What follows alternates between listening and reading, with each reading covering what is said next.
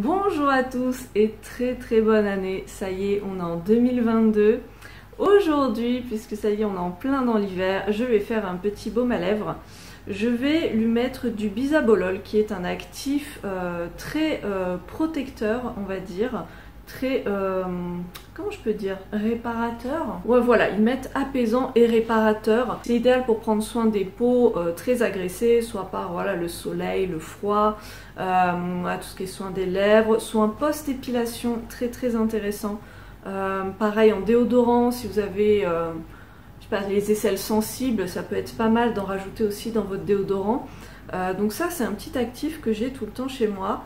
Et là du coup Benjamin m'a dit que les baumes à lèvres classiques, j'avais fait un baume à lèvres je crois avec du beurre de mangue, voilà une petite huile, quelque chose de très basique, mais il m'a dit que là malgré tout ça avait pas l'air de trop lui suffire.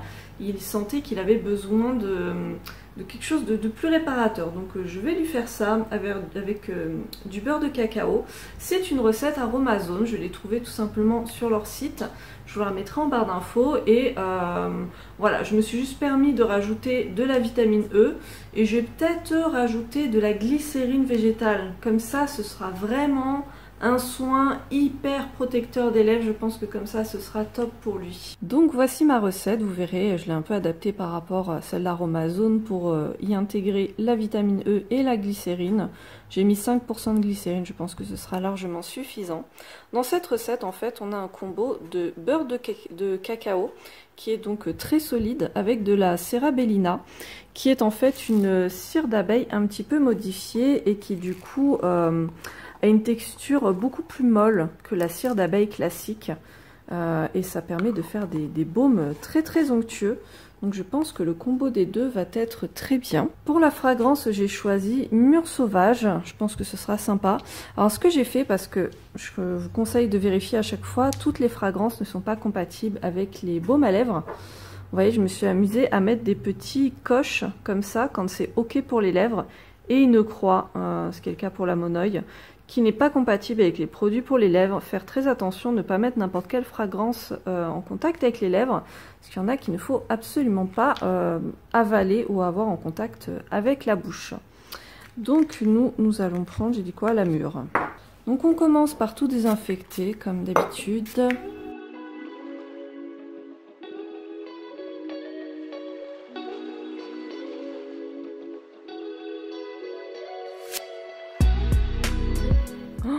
Ma balance, elle commence, mais tellement à déconner. Je pense que ça parle de lui-même. Tu te calmes. Bon, ça a l'air d'être bon, mais je crois que je suis bonne pour en racheter une autre. Ça fait à peu près, je sais pas, peut-être 3 ans déjà que je l'ai. Mais bon, c'est fragile ces choses-là. Alors, le beurre de cacao. Là, il me reste du beurre de cacao de la marque Formule Beauté, qui est une très bonne marque. Je vous recommande. C'est plus cher qu'Aromazone, hein, c'est sûr. Mais la qualité est vraiment là. Donc, il nous faut 4,49 grammes de beurre de cacao. Je n'arrive pas à le sachet. En sachant que là, je fais vraiment qu'un seul baume à lèvres. Déjà pour le tester, hein, ce sera déjà pas mal. Donc, 4,49.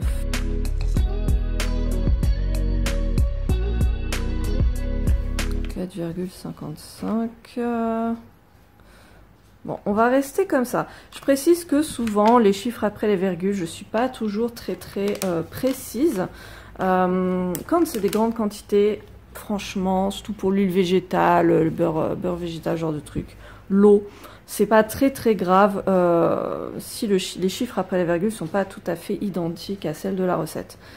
Pour des toutes petites quantités, et c'est le cas là pour un petit baume à lèvres de 6 grammes, vaut mieux quand même rester un peu dans les clous. Ensuite, la Serrabellina, il en faut 1,1 g.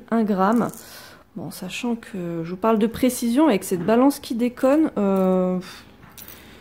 il y a une marge d'erreur. Hein, c'est pas facile. Voilà. La Serrabellina étant quand même assez souple, je pense qu'Aromazone n'a pas rajouté d'huile végétale justement parce que les deux vont s'équilibrer plutôt bien. Du moins, je l'espère. Donc je vais mettre ça au bain-marie et puis on mettra la suite après.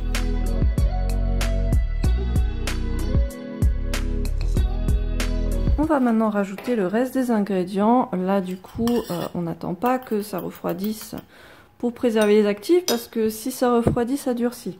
Donc il n'y a pas le choix, en sachant que ça va forcément un peu redurcir, mais on va remettre un petit peu au bain-marie, c'est pas un souci. Alors dans l'ordre, une goutte de bisabolol. Là on remarque que ça commence déjà à solidifier, c'est pas grave, on remettra un peu au bain-marie. Hop, une goutte. Vitamine E, une goutte aussi. La glycérine, je vais avoir besoin de ma balance. Donc on a dit 5%, ça fait 0,3 g. Je pense que ça va aller très vite.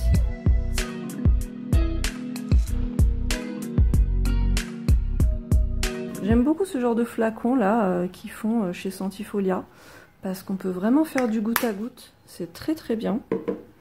Et ma petite fragrance mûre sauvage. Donc pareil, je la dose à 1% et ça fait 3 gouttes.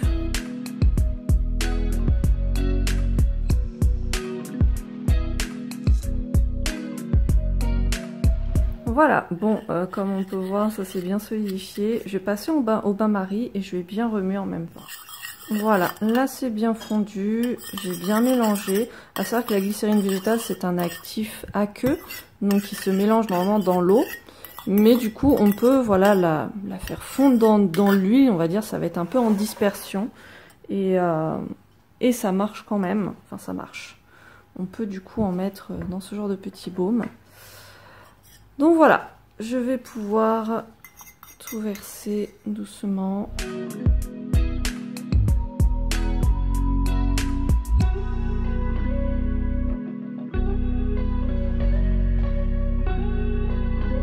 Je vais juste refaire fondre le fond.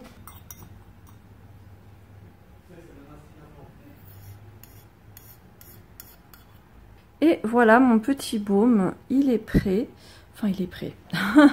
Il est fini. Je vais délicatement mettre le petit capuchon dessus. Qu'est-ce que j'en ai fait? Voilà. Donc moi, maintenant, ce que je vous recommande et ce que je fais à chaque fois que je fais ce genre de stick comme ça, je le mets au frigo jusqu'à ce qu'il soit bien dur. Et ensuite, je le laisse vraiment plusieurs heures sans y toucher surtout, à température ambiante. Parce que même s'il est dur, s'il sort du frigo, il va être un peu trop dur, trop friable. Et il risque de se désolidariser de son socle. Donc je le mets au frigo, j'attends qu'il soit bien dur et ensuite je le laisse plusieurs heures à température ambiante et ensuite seulement je peux m'en servir.